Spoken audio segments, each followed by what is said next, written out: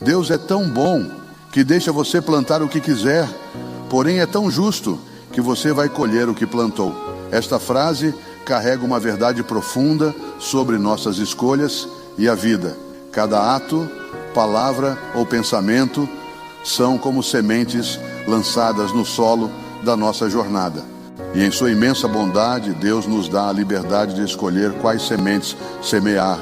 Porém, em sua justiça, Ele assegura que a colheita